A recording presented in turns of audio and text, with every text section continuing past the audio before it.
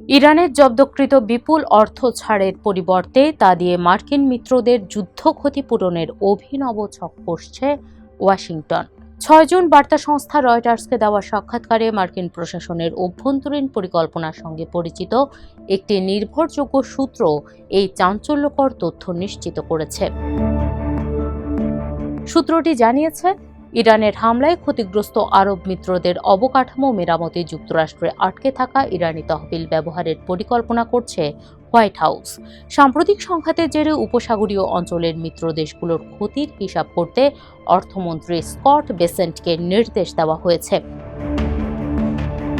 এর আগে মার্কিন সংবাদ মাধ্যম সিএনএনকে দেওয়া সাক্ষাৎকারে ইরানের সর্বোচ্চ নেতার শীর্ষ উপদেষ্টা মোহসেন রেজাই বলেন, শান্তি চুক্তি সম্পাদনের প্রধান ও অনমনীয় শর্ত হল যুক্তরাষ্ট্রে অবৈধভাবে জব্দ করে রাখা $24 বিলিয়ন ইরানি সম্পদ অবিলম্বে মুক্ত করতে হবে।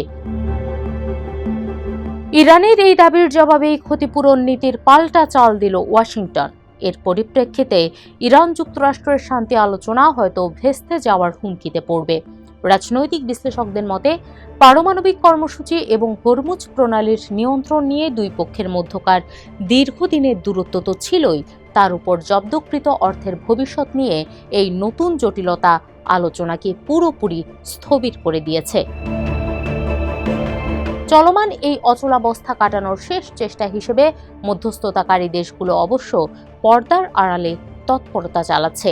ইরানের আধা সরকারি সংবাদ সংস্থা আইএসএনএ জানিয়েছে, আলোচনার এই চরম অচলাবস্থার মাঝেই ৬ জুন পাকিস্তানের একজন বিশেষ মন্ত্রী তেহরানে পৌঁছেছেন।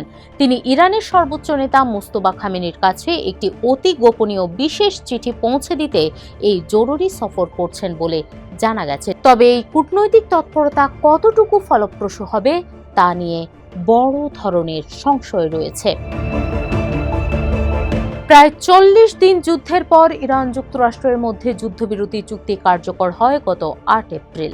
যদিও বর্তমানে সেটি শুধুই কাগজের দলিলে সীমাবদ্ধ। মাঠ পর্যায়ে নিয়মিতই একে অপরের সামরিক স্থাপনা লক্ষ্য করে বিধ্বংসী হামলা চালাচ্ছে দুই দেশ।